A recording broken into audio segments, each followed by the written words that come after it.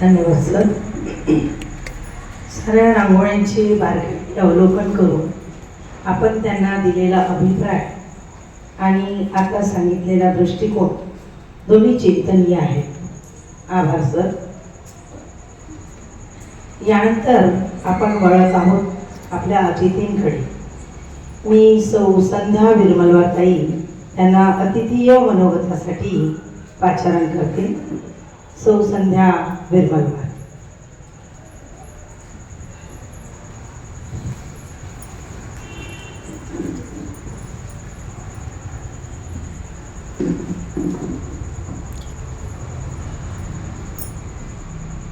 आई शारदा आणि सृष्टी ज्याने ही प्रतिभा निर्माण केली आणि ज्या ज्या रसिकांना ही प्रतिभा प्रदान केली त्या ईश्वराला नमन करते.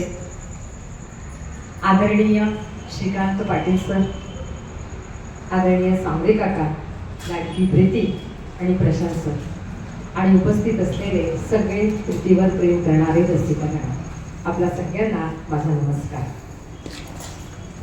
आज एका सुंदर अशा कलाकृतीला समोर आणण्याचं आणि ते स्फुरण देण्याचं काम खरं तर पाटील सरांनी केलेलं आहे. नाही तर प्रीतीने पुस्तक काढलं नसतं, याची नक्की मी तुम्हाला शाश्वतीने सांगते.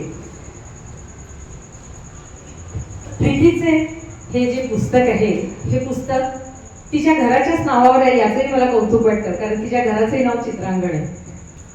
चित्रांवर प्रेम करणारी, अंगणावर प्रेम करणारी प्रीती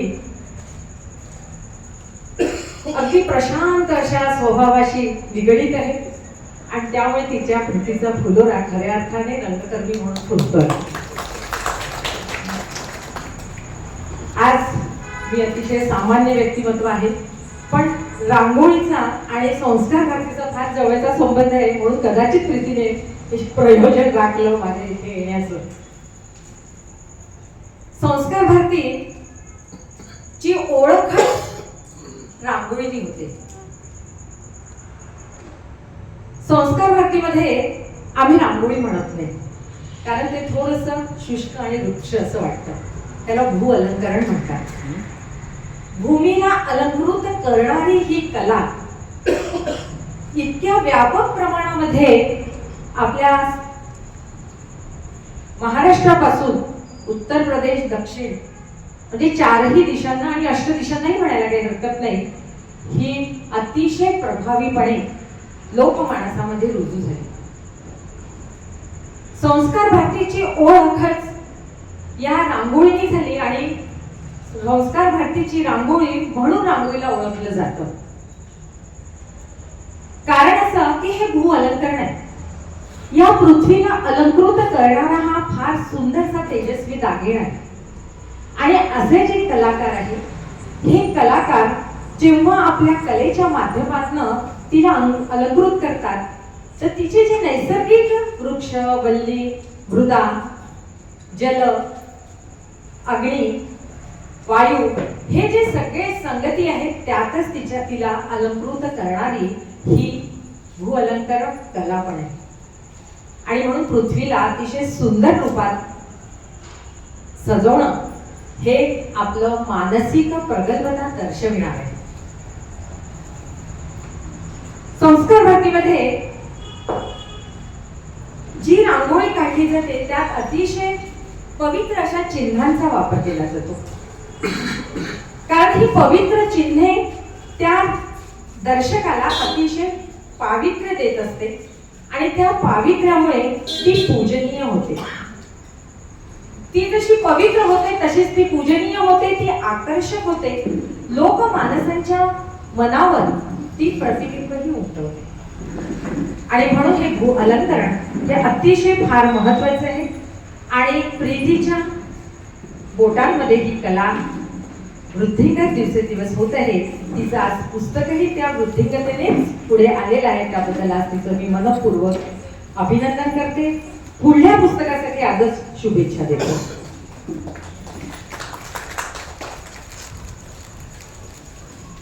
हा जो कला प्रकार आहे हा जितका मनमोहक आहे तितकाच तो कठीणही आहे. कारण चित्र काढणं हे सोपं आहे असं मी म्हणत नाही, पण त्यात रंग भरणं हे फार कठीण.